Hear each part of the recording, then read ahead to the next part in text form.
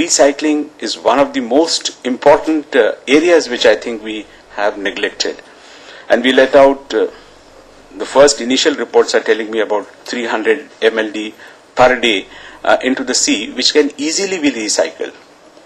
And we plan to take up recycling as one of the focus areas. There's a lot of debate about desalination.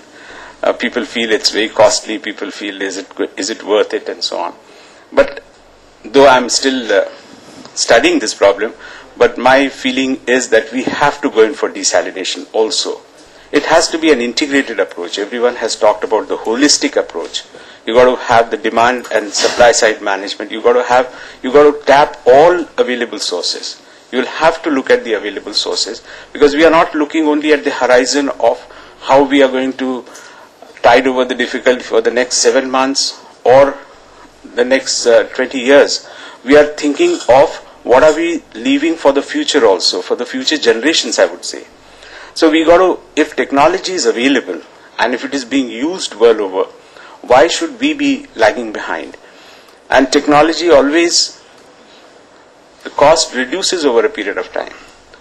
So maybe we will, as we progress in the years, like it has happened in so many sectors, whether it is your mobile or IT, the technological improvement bring down the cost in future. And we have such a vast sea with our state. We have more than 700 kilometers of sea coast for Maharashtra. And therefore, looking at desalination plants, looking at recycling is also going to be the focus area. The MLA, Mr. Ram Kadam, had asked, "Kaide ka karat nahi?" He sage borewellच्या बाबतीमध्ये.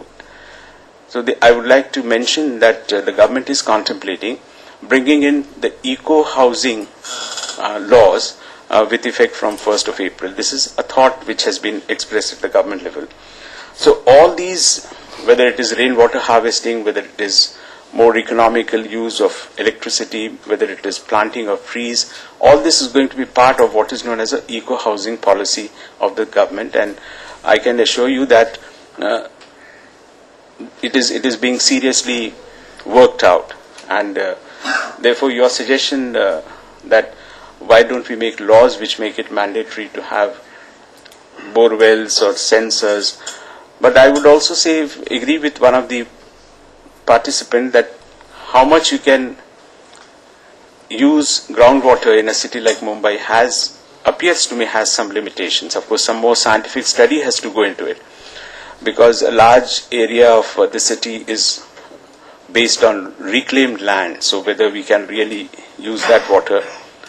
There are also some reports, although I have not really studied in detail, but there are some reports I keep hearing that after a particular time, if you suck too much of water, then you start striking saline water or things like that. So there seems to be some limitation of how much groundwater can be exploited in the city of Mumbai. So we'll have to really be more dependent on construction of dams, reservoirs, recycling of water, rainwater harvesting. Rainwater harvesting in the sense that you capture the rain that you get in the monsoon and pump it back into the system. That's the rainwater system. Rainwater harvesting is a very beautiful concept that can be looked into. I quite agree that the leakages have to be brought down. And I'm very impressed by Singapore model that it's below 5%. And I think that's a wonderful achievement. We have no scientific study, as some members were saying, but it is estimated. It is estimated. These are estimated by various committees and experts, including Mr. Chitre committee report also estimated, if I remember, that about 20 to 25% are the losses. So from 25%, we got to bring it down to less than 5%. And I think that's the real challenge. All of the challenges are, I would say, comparatively easier. To build a dam, to set up a plant of recycling, to set up a desalination plant. But in this vast city, to bring down the losses, but it is possible, as it has been proved by Singapore. So we would also aim at, I can't say, I will not say that we'll bring it down to 5%, but we'll definitely try to reduce in that 20-25%, I think if Mr. Shah is here, he's a technical person. This includes some losses which are of the nature of evaporation losses, isn't it? That also is there? They are separate. They are separate. This is purely leakage. I see. There are some, I'm told, evaporation losses. There are some transmission losses because you bring water from a long distance. And plus, there are some leakages in the system. And the leakages are of various types and various reasons are there.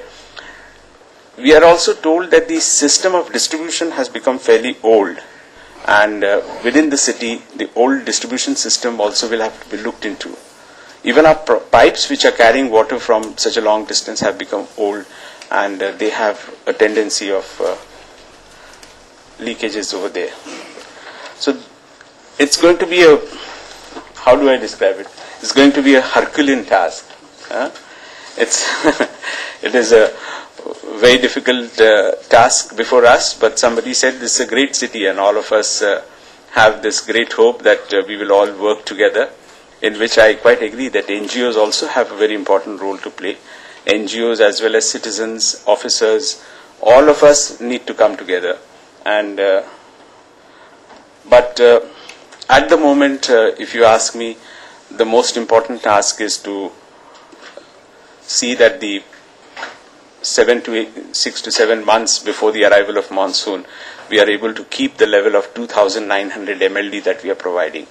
At the moment, as you people must be reading in the newspapers, we are providing around 2,900 MLD per day, while the requirement, after cutting down the requirement by about 15% and 30% for some bulk consumers, we should have been actually supplying around 3,200 MLD, I think, but we are supplying around 2,900.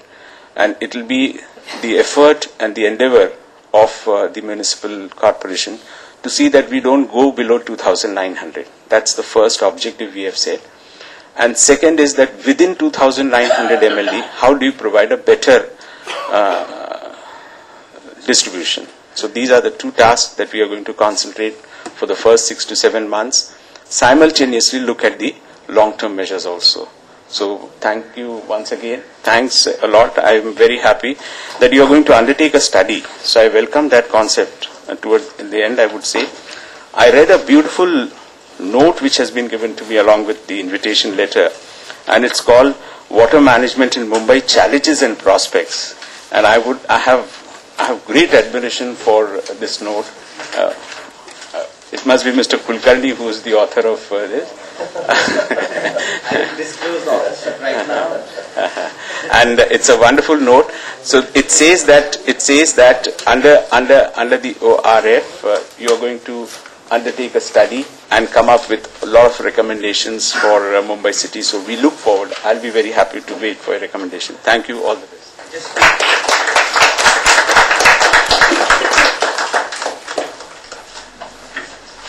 Friends, I'll just take 2 minutes to perform the sweet duty of thanking all of you. Beginning with sincere thanks to our Municipal Commissioner. We are indeed happy and, if I may say so, fortunate to have someone who is sensitive, who is committed, and who listens to citizens' voice. Friends, we've truly had meaningful dialogue, discussion today. Diverse viewpoints, sometimes very sharply expressed, but all of them truly enlightening.